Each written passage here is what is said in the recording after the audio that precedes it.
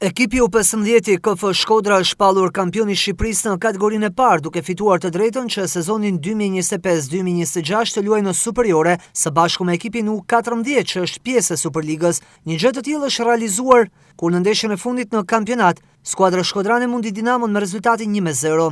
Sfida luajtur në fushën sportive të Shtojit ka qenë mjaft e dy luftuar. Një pjesë e parë mbyllur pa gola, ndërkohë që KF Shkodra drejtuar nga Rudi Piraniçi ka shënuar në minutën e fundit të ndeshjes me anë të kapitenit Vajushi, gol ky që shpërtheu entuziazmin e kampit shkodran. Rezultat ky që e shpall kampion KF Shkodra U15 duke kualifikuar të luajë në Superligë sezonin e ardhshëm.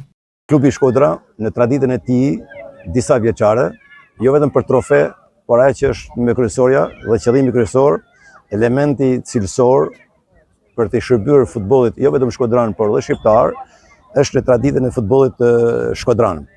Edhe sot, në fetimin e këtij titulli, që është me të vërtetë një sukses një vjeçar i grup moshës U15, që vitin e ardhshëm do luajë në Superligë, është me të vërtetë një merit e trajnerit Rudi Piraniçi dhe gjithë skuadrës. Por ajo që është me kryesorja, në këtë përbërje ka futbollistë me mjaft cilësi që nesër mund të përkrasin futbollit jo vetëm shqiptar, por edhe në arenën ndërkombëtare.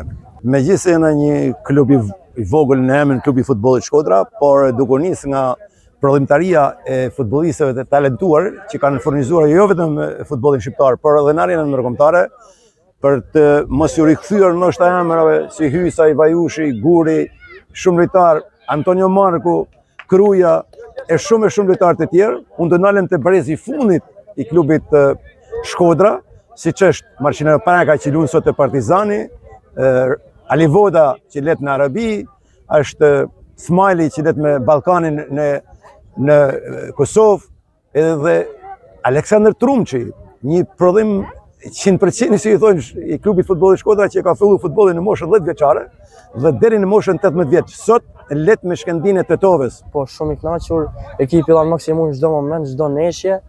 Ne u paraqitëm shumë mirë. Sot ishte pak neshje, pak më dobët se tjerë sepse nga që siguruam edhe ndeshjet më përpara, edhe nuk kishim ndonjë presion shumë të madh. Është një arritje shumë e mirë për mua. Kam punuar shumë për të ardhur deri këtu, me thënë drejtën, dhe ja ku jemi.